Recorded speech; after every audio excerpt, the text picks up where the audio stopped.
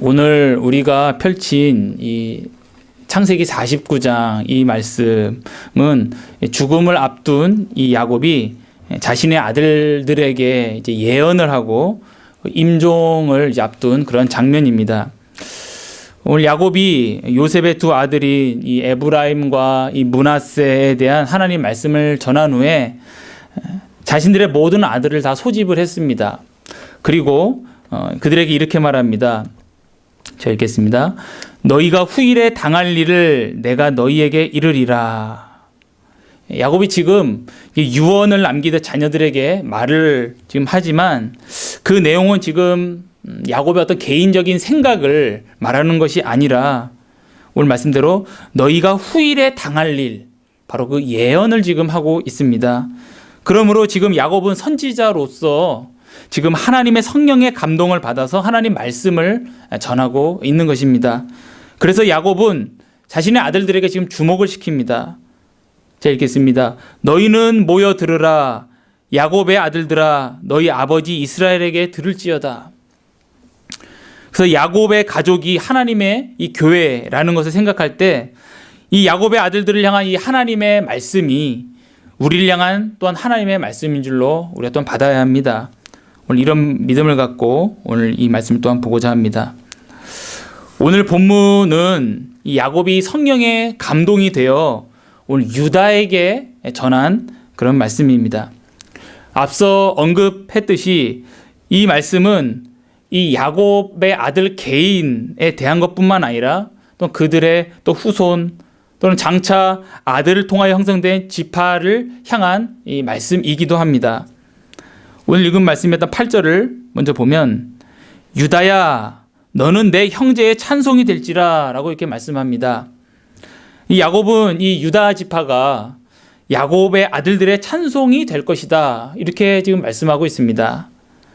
그래서 내 형제의 찬송이라는 의미는 유다의 형제들이 바로 유다를 찬송하게 될 것이다 이런 의미입니다. 사실 유다라는 이 이름 자체가 찬송이라는 의미가 있습니다. 그의 어머니 레아가 남편 야곱보다 라헬이 더 사랑을 받자 이제 하나님께서 그 레아를 불쌍히 여기셔서 그 레아에게 자식을 더 많이 낳게 해주셨고 그래서 그녀가 남편의 관심을 좀 더 받을 수 있도록 이런 배려를 해주셨습니다. 그래서 그녀가 넷째 아들을 낳고 지은 이름이 유다, 바로 이 찬송 이렇게 지었던 것입니다. 그런데 지금 이런 유다가 도리어 찬송의 대상이 될 것이다. 오늘 이렇게 예언을 하고 있습니다. 우리가 보면 하나님 외에는 감히 누가 이런 찬송이 대상이 될 수 있는가 이런 생각이 될 수도 있습니다. 그럼 오늘 말씀을 한번 살펴보도록 하겠습니다. 오늘 그럼에도 이 유다가 찬송의 대상이 되는 이유를 그런 말씀을 통해서 보면 첫 번째 이유는 이 유다가 이 원수들의 목을 잡을 것이기 때문에 그러합니다. 오늘 말씀 보면 내 손이 내 원수의 목을 잡을 것이요 라고 말씀했습니다. 이 원수는 바로 이 형제들의 원수, 그러니까 이스라엘의 원수, 하나님 백성의 원수를 가리킵니다. 그래서 이 원수의 목을 잡는다라고 하면 이 원수의 목은 급소죠. 급소를 잡음으로써 완전히 제압하게 된다. 그래서 압도적으로 승리한다. 이런 의미가 됩니다.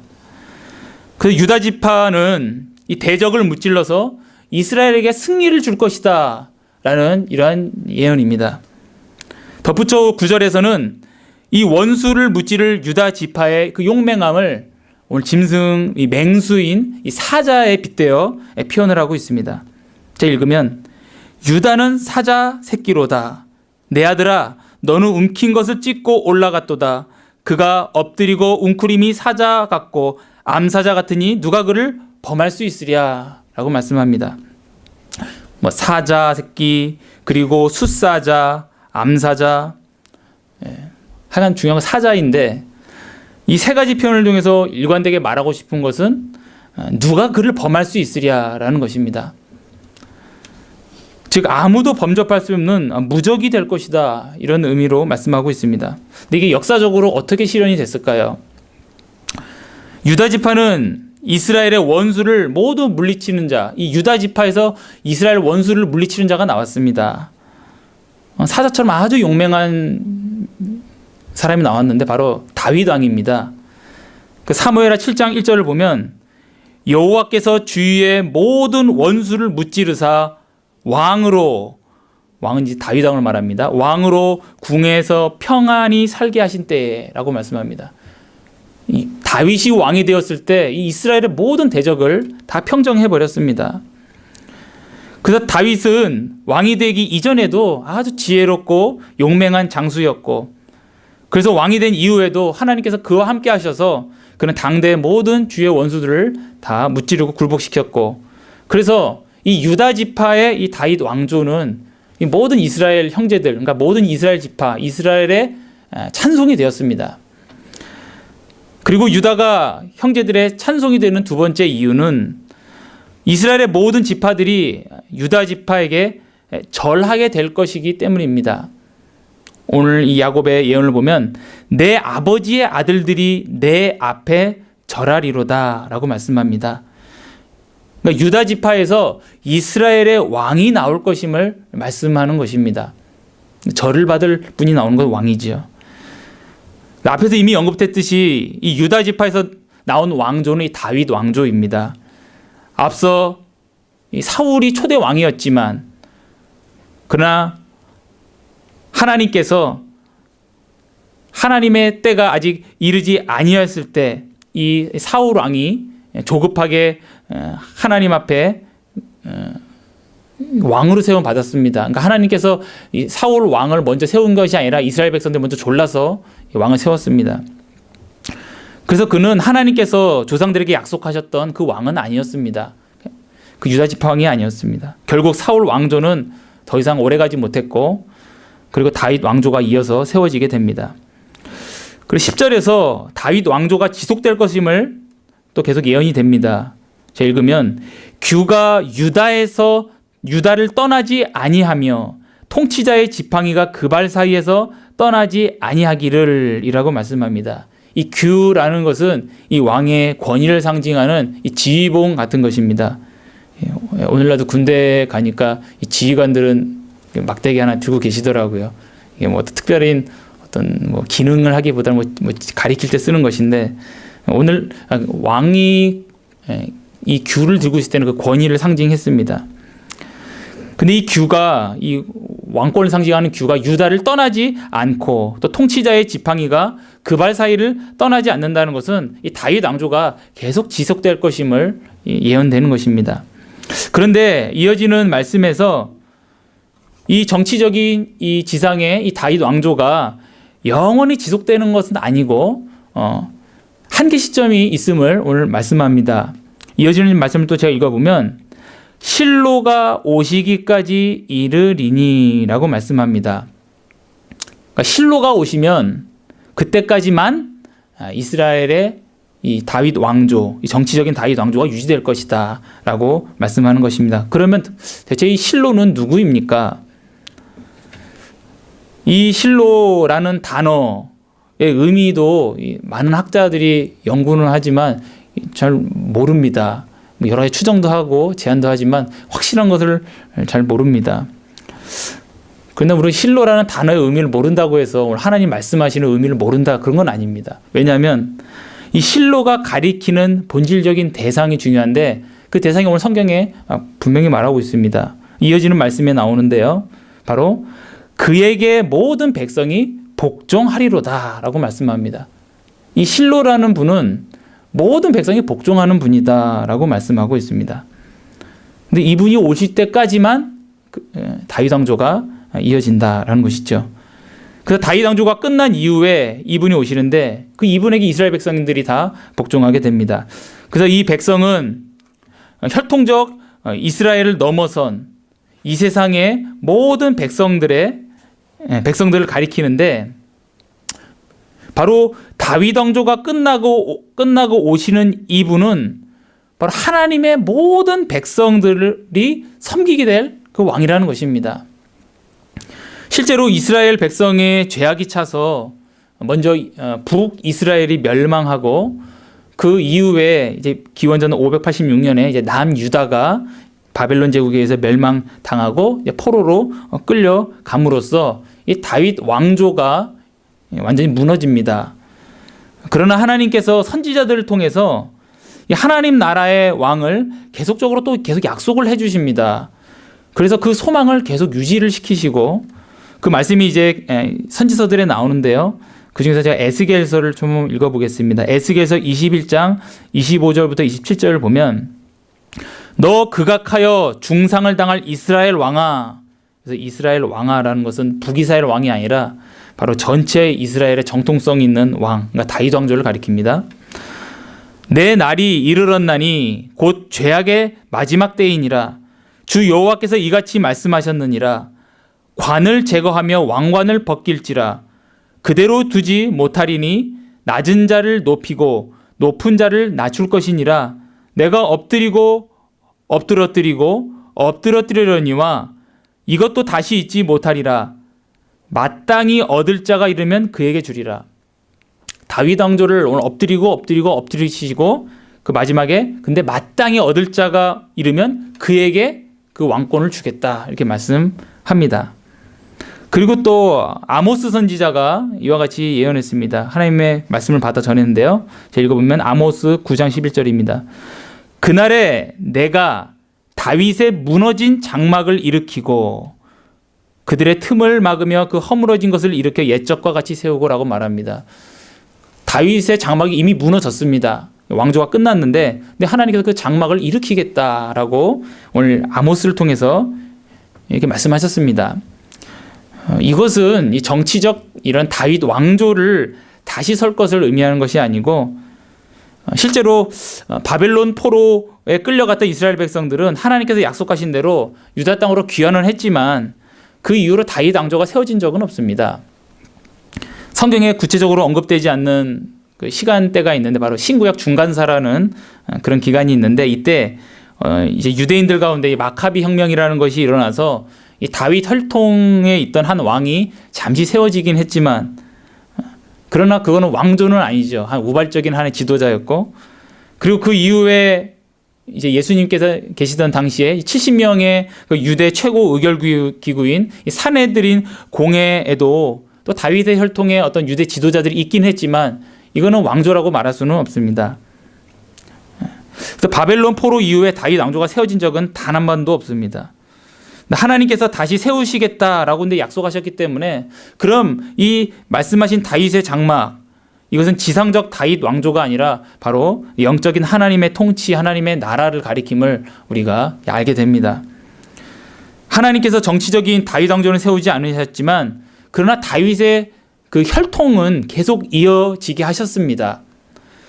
그래서 그 혈통을 통해서 영적인 하나님 나라를 세우실 왕이 오실 수 있도록 하나님은 준비를 하셨습니다. 그리고 하나님의 때가 찼을 때 하나님께서 그 유다 지파 다윗의 혈통에서 세상 모든 백성들이 왕으로 섬길 분이 나오게 하셨습니다. 그분이 바로 우리 예수 그리스도이십니다. 마태복음 1장 1절에 다윗과 아브라함의 자손 예수 그리스도의 계보라 라고 말씀하면서 이 예수 그리스도께서 하나님께서 말씀하신 그 다윗의 자손, 다윗의 그 왕조를 이루는 분을 우리에게 말씀하고 있습니다. 특별히 근데 여기서 아브라함까지 말씀하셨죠.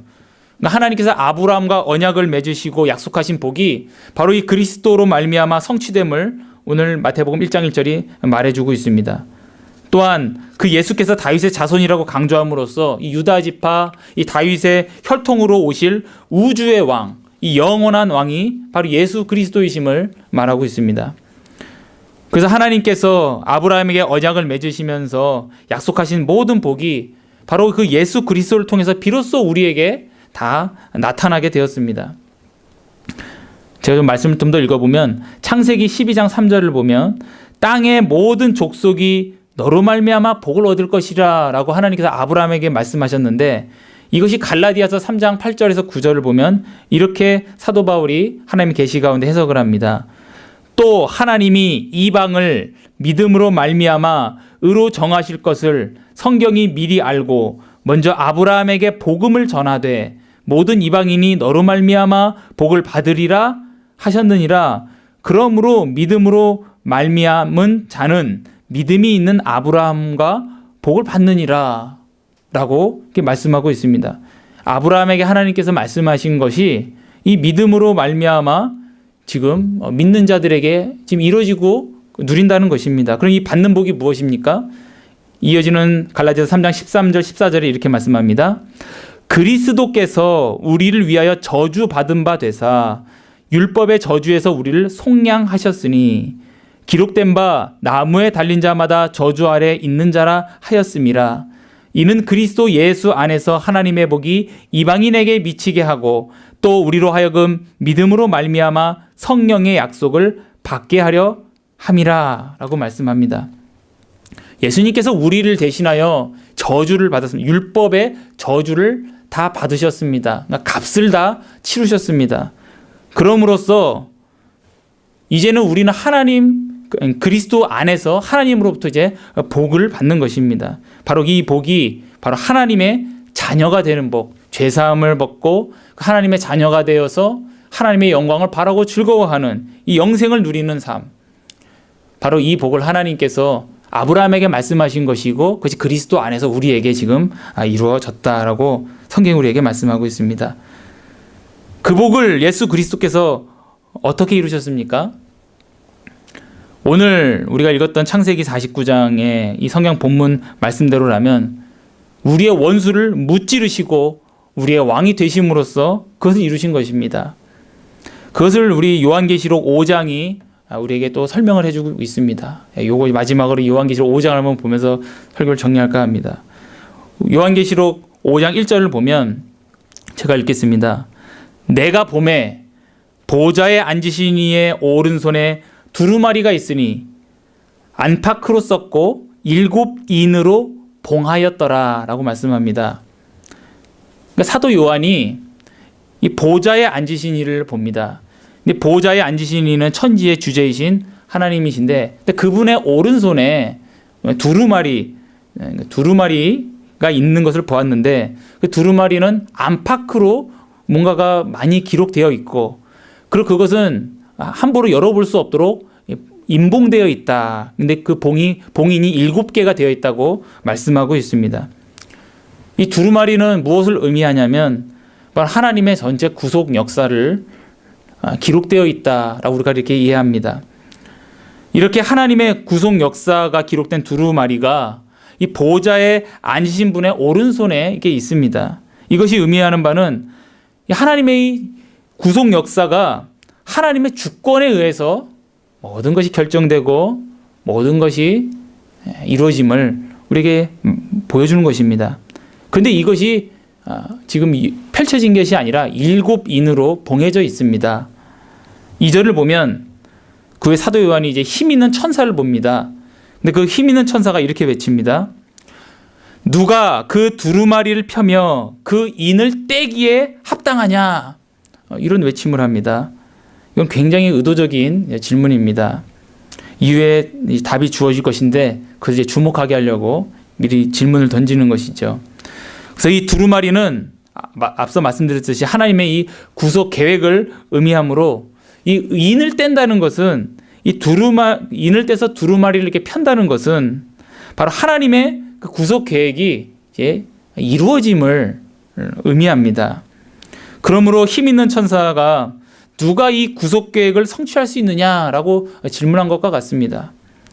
좀 더 구체적으로 말하면 과연 이 하나님의 구속 계획을 누가 이룰 수 있냐? 오늘 말씀해 보면 누가 합당하냐라고 말했는데 과연 이 구속 계획을 성취할 수 있는 그런 조건과 자격을 갖춘 분이 과연 누구냐? 이렇게 말한 것 같습니다. 그러나 3절을 보면 이 세상에 이 구속 역사를 이룰 분이 아무도 없다는 것을 알게 됩니다. 제가 3절 읽어보겠습니다. 하늘 위에나 땅 위에나 땅 아래에 능히 그 두루마리를 펴거나 보거나 할 자가 없더라 라고 말씀하고 있습니다. 근데 이어지는 또 4절을 보면 이 세상에 하나님의 구속 계획을 성취하기에 합당한 자가 한 명도 보이지 않는다는 사실로 인해서 사도 바울이 크게 울고 있습니다. 제가 읽어보면 그 두루마리를 펴거나 보거나 하기에 합당한 자가 보이지 아니하기로 내가 크게 울었더니 라고 사도 바울이 이렇게 말합니다. 근데 사도 바울이 이렇게 사도 요한이 이렇게 비통하게 우는 게 참 마땅합니다. 왜냐하면 이 온 우주가 이 인간의 범죄로 말미암아 하나님의 저주를 받아 이 썩어짐에 다 종노릇하고 신음하고 있는데, 특별히 인간이 영원한 형벌을 지금 기다리고 있는데, 이러한 우주적 비극을 해결할 길이 없다는 것은 정말 통곡할 일이지요. 절망 중에 절망이고 비극 중에 비극입니다. 그래서 사도 요한이 비통하게 울부짖는 것은 합당합니다. 근데 5절을 보면 이 사도 요한이 이 절망하고 비통해하고 있을 때에 24장로 중에 한 사람이 이 사도 요한에게 이렇게 말을 합니다. 제가 읽겠습니다. 울지 마라. 유다 지파의 사자 다윗의 뿌리가 이겼으니 그 두루마리와 그 7인을 떼시리라 라고 말씀합니다. 바로 이것이 복음입니다. 우주에서 가장 기쁜 소식이죠. 하나님의 구속 역사를 성취하실 분이 있는데, 우리 가운데는 없지만 하나님께서 보내신 분이 있는데, 그래서 우리는 더 이상 울 필요가 없다는 것입니다. 그분은 바로 유다 지파의 사자이며 다윗의 뿌리이신 분이십니다. 이분은 구약 시대에 바로 하나님에 의해서 우리에게 약속되셨고, 그리고 신약 시대인 우리에게서는 이미 그 약속의 성취로서 오신 예수 그리스도이십니다. 이렇게 유다 지파의 사자이며 다윗의 뿌리이신 분이 오늘 말씀에 이겼다라고 말씀하시는데, 대체 무엇을 이겼다는 것일까요? 그는 잠시 후에 금방 살펴보기로 하고, 먼저 이 5절 하반절을 보면 예수님께서 그 이기심으로 말미암아 얻는 그 결과를 소개하고 있습니다. 읽어보면 그 두루마리와 그 7인을 떼시리라. 오늘 두루마리와 그 7인을 떼는 것은 하나님의 구속 역사를 성취하는 것을 의미한다고 했는데, 그러므로 예수 그리스도께서 이기셨기에 이 승리로 말미암아 이 구속 역사가 드디어 성취가 되었음을 말하는 것입니다. 그러니까 그분의 승리의 방식은 그 무엇이냐? 6절에 나옵니다. 제가 읽겠습니다. 내가 보니 보좌와 내 생물과 장로들 사이에 한 어린 양이 서 있는데 일찍 죽임을 당한 것 같더라 라고 말씀합니다. 6절은 바로 그 예수 그리스도에 대한 어떤 이미지를 소개하고 있습니다. 분명히 예수 그리스도는 이기셨는데 그 무엇을 의미하는지를, 그 이기셨다는 것이 무엇을 의미하는지를 오늘 말씀 통해서 알 수 있습니다. 바로 사도 요한은 오늘 보좌와 내 생물과 장로들 사이에 한 어린 양이 서 있다고 말씀합니다. 이제 그리스도시죠. 근데 그 어린 양은 일찍이 죽임을 당한 것 같아 보였습니다. 즉 이미 죽임을 당한 상태에 있는 어린 양입니다.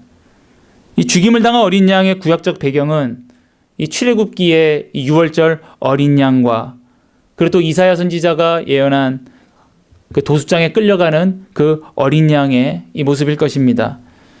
이것이 의미하는 바는 바로 예수 그리스도께서 우리를 위하여 모든 고난을 십자가에서 다 당하신 그 사건을 우리에게 말해주고 있습니다. 이렇게 예수님께서 우리를 위한 죽임당한 어린 양이라는 것은 하나님의 뜻을 온전히 이루시는 하나님의 종으로서 그 대속사역을 다 성취하셨음을, 다 성공적으로 이루셨음을 우리에게 지금 말씀하고 있는 것입니다. 근데 이렇게 힘없이 죽어간 어린 양의 모습은 앞선 5절에서 소개된 그 이기는 그 사자, 그 맹수와 같은 모습과는 완전 정반대입니다. 아까 사자라고 그러셨거든요, 예수님이요. 근데 이번엔 또 힘없이 죽은 어린 양이라고 이게 대조적인 모습을 우리에게 말씀함으로써 예수님께서 이루신 승리가 어떤 승리인지를 우리에게 보여줍니다. 바로 유다 지파의 사자인, 이 맹수인 사자이신 동시에 이 다윗의 뿌리로서 이 왕적 메시아이신 이 예수님의 승리는 바로 이 죽임을 당한 어린 양처럼 십자가에 못 박혀 죽으심으로써 성취된 승리라는 것입니다. 바로 하나님 아버지의 뜻대로 죽으신 것이 곧 이기신 것이요, 이것이 하나님의 뜻을 성취한 것이다 라고 우리에게 말씀합니다. 예수님께서는 하나님의 구속 역사를 다 이루셨습니다. 그래서 예수님의 이 죽음은 바로 우리의 승리가 됩니다. 죄에 대한 승리요, 그리고 마귀에 대한 승리요, 그리고 죽음에 대한 우리의 승리가 됩니다. 그래서 예수님의 구속 역사는 모두 우리를 위한 것이고, 그래서 예수님께서 모든 그 시험을 다 이기신 것, 그것이 내 것이 되어 우리도 그리스도 안에서 우리에게 다가오는 모든 시험을 우리도 주님을 힘입어 다 이길 수 있게 됩니다. 그리고 예수님께서 모든 것에 다 순종하심으로 말미암아 우리도 그리스도 안에서 그리스도를 힘입어 하나님의 말씀에 다 순종할 수 있게 하나님께서 도와주십니다. 또 그리스도께서 지혜와 성실로 주님을 섬김으로써 또 우리도 그 주님의 그 지혜와 그 성실하심을 우리도 주 안에서 갖고 주를 섬길 수가 있게 됩니다. 그리고 예수님께서는 자신의 죽음으로 우리의 죽음을 죽여버리셨습니다. 그래서 우리는 예수님과 함께 우리는 다 부활할 것입니다. 이런 예수님의 승리의 방법은 예수님을 따르는 교회의 모든 제자들에게 또한 이 모범이 됩니다. 앞선 이 요한계시록 2장과 3장을 보면 우리가 잘 아는 소아시아 7교회에 대한 그 예수님의 그 말씀이 있는데, 거기에 보면 항상 마지막에 뭐라면 이김에 대해서 강조하고 있습니다. 근데 그 이김이 어떤 이김이냐는 것을 바로 오늘 이 5장이 우리에게 보여주는데, 바로 우리가 하나님께 죽도록 충성함이 우리 하나님 앞에 이김이다. 그리스도 은혜 안에서 우리 하나님께 죽도록 충성하는 것이 또 우리의 이김이다라는 것을 알게 됩니다. 이 땅에서는 우리가 죄가 있고요, 또 정욕이 있고, 또 내 생각도 있습니다. 이것을 부인하는 것이 바로 이기는 것입니다. 그리고 하나님의 의와 진리를 따라 그걸 부인하고 그것을 하나님의 의와 진리를 따라 사는 것이 이기는 것입니다. 우리의 스스로의 힘으로 근데 이 영광스럽고 복된 삶을 살 수가 없습니다. 이 살 수 있는 능력은 바로 우리를 위해서 죽으심으로써 승리하신 예수 그리스도로부터 나옵니다. 어느 것 하나 우리에게서 나온 건 하나도 없고, 모든 것이 다 예수 그리스도로부터만 나옵니다. 그러므로 우리는 주님께서 우리를 위해서 다 이루신 일을 우리는 찬양하고, 그리고 그것을 누리기 위해서 우리는 주님만을 의지해야겠습니다. 이처럼 영적인 이스라엘인 우리는 유다 지파의 사자이신 예수 그리스도를 찬양함이 참 마땅합니다. 그 찬양은 어떤 찬양이어야겠습니까? 오늘 내생물과 24장로들이 하늘 성전에서 유다 지파의 사자이신 어린 양께 드린 이 새 찬양이 소개되는데, 이제 9절에 소개됩니다. 제가 한번 읽어보겠습니다. 두루마리를 가지시고 그 인봉을 떼기에 합당하시도다. 일찍이 죽임을 당하사 각 족속과 백성과 방언과 백성과 나라 가운데에서 사람들을 피로 사서 하나님께 드리시고 라고 찬양합니다. 바로 예수 그리스도께서 하나님의 인봉을 떼기에 합당하시다고 지금 찬양을 하고 있습니다. 또 그 이유를 제시하는데, 그 이유는 예수님께서 그 인봉을 떼기에 합당하시다, 바로 그 구속 역사를 성취하시기 합당하신 이유는 바로 예수님께서 자신의 피값으로 이 죄의 종된 자들을 다 사셔서 하나님께 드리셨기 때문에 그러합니다. 우리지요. 그래서 그 피값은 모든 사람에게 적용되는 것이 아니라 바로 오늘 말씀대로 각 족속과 방언과 백성과 나라 가운데서 하나님께서 택하신 사람들에게만 적용이 됩니다. 우린 모르죠. 이렇게 예수님께서는 선택한 자들을 위한 완전한 대가를 다 치르셨기 때문에 그들에 대한 완전한 소유권을 우리 주님께서 다 갖고 계십니다. 우리 하나님께서 우리에 대한 소유권을 다 갖고 계십니다. 우리 사셨기 때문에. 그래서 우리에게 새로운 정체성을 또한 부여해 주십니다. 이 구속받을 자의 정체성을 이어서 10절에서 이렇게 찬양합니다. 그들로 우리 하나님 앞에서 나라와 제사장을 삼으셨으니 그들이 땅에서 왕노릇하리로다 라고 말합니다.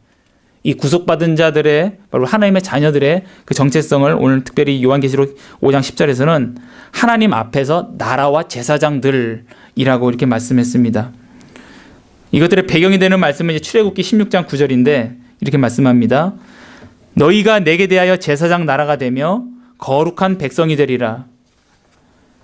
이 말씀이 의미하는 바는 바로 이스라엘 백성이 하나님의 통치를 받아 삶으로써 이 만민 중에서 하나님의 영광을 인정하도록 부르심을 받았다는 것입니다. 신약 성도인 우리의 정체성과 똑같지요. 구약이나 신약이나 동일한 은혜 가운데 정체성도 같습니다. 그래서 베드로전서 2장 9절에 아까 출애굽기 말씀과 똑같은 말씀이 있습니다. 그러나 너희는 택하신 족속이요 왕 같은 제사장들이요 거룩한 나라요 그의 소유가 된 백성이니 이는 너희를 어두운 데서 불러내어 그의 기이한 빛에 들어가게 하신 이의 아름다운 덕을 선포하게 하려 하심이라 라고 말씀합니다. 우리가 앞서 우리 요한계시록 5장 9절의 이 새 노래에서 우리의 정체성이 그 땅에서 왕노릇 하는 것이라고 표현이 되었습니다. 이것은 아담과 하와가 타락 전에 에덴에서 가졌던 그런 왕노릇이죠. 대리적 통치자였습니다. 원래는. 근데 하나님께서 이 대리적 통치자로서 이 피조 세계를 이 아담과 하와로 하여금 정복하고 다스리게 했는데 실패했죠. 하나님께 불순종했기 때문입니다. 그런데 우리에게 다시 그것을 회복시키셔서 우리가 이 땅에 살아갈 때에 그 하나님을 인정하고 그 하나님을 인정하는 가운데 이 세상을 다스리는, 그러므로서 하나님께 영광을 올리게 하는 삶을 우리로 다시 회복해서 살 수 있게 하셨습니다. 그리스도 안에서 가능합니다. 이 시대에 그리스도인들이 이런 왕권을 행사한다는 것은 바로 하나님의 백성으로서의 거룩한 말씀에 따라 살면서, 그리고 복음을 전하며 또 하나님의 복이 흘러가게 하는 이런 제사장적 사역을 수행하는 것입니다. 이것이 우리 그리스도인의 특권이고 또 우리의 당이고 또 책임입니다. 그리고 이어서 우리가 드릴 찬양을 또 천사들이 11절과 12절, 요한계시록 5장 11절 12절에 이렇게 찬양을 또 우리에게 들려줍니다. 내가 보고 들음에 보좌와 생물들과 장로들을 둘러선 많은 천사의 음성이 있으니 그 수가 만만이요 천천이라. 큰 음성으로 이르되 죽임을 당한 어린 양은 능력과 부와 지혜와 힘과 존귀와 영광과 찬송을 받으시기에 합당하도다 하더라. 또 13절에 모든 피조물에 대한 또 찬양이 소개됩니다. 마지막에 목이 딱 막히네요. 설교를 정리하겠습니다. 하나님께서 이렇게 우주에 우리를 위한 모든 구속을 죽으심으로써 이루심으로 우리 하나님의 피조물들, 심지어 천사들까지도 이 구속 역사를 찬송하고 있습니다. 저희 또한 이 은혜를 받은 자들이기에 마땅히 우리도 이 새 찬양을 우리도 해야 될 것입니다. 이 찬양이 무엇으로 표출되어야겠습니까? 바로 우리의 예배로 표출되어야 되고 또 우리가 하나님의 말씀에 대한 순종의 삶으로서 나타날 줄 믿습니다. 근데 이것은 먼저 우리의 마음에서 터져나오는 기쁨의 열매이지요. 그럼으로써 우리 주님께서 우리를 위한 사자로서 우리를 위해서 승리하시고 그 승리를 우리에게 주심으로 우리를 하여금 이 찬양의 삶을 주셨다는 것을 오늘 기억하시면서 한 주간도 찬양하며 하나님 승리를 주신 하나님께 노래하며 나아갈 수 있는 우리가 되길 바랍니다. 기도하셨습니다.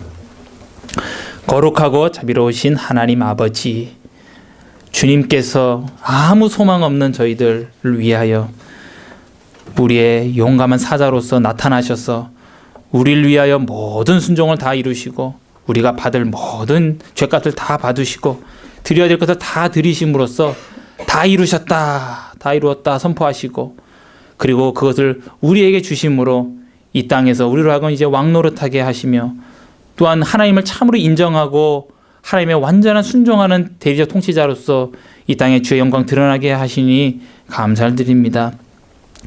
하늘에서 주님을 향한 그 높은 찬송, 기쁨의 찬송이 올렸던 것처럼 저희 삶에도 하나님께서 나를 위해서 행하신 이 일들로 인하여 마음 깊은 심령에서부터 이 찬송이 터져 나오게 하여 주시고, 언제나 이 찬송이 또한 우리 입술에 마음의 찬송이 뿐만 아니라 내 의지와 또 내 삶의 모든 것을 주장하여 그리스도 예수 안에서 주를 힘입어 주께 순종의 찬송으로 말씀 가운데 진리 가운데 살아가는 그 순종의 삶으로 또한 드릴 수 있도록 주여 오늘도 우리와 함께 하시고 이끌어 주시옵소서. 감사드리며 살아계신 예수 그리스도의 이름으로 기도드리옵나이다. 아멘.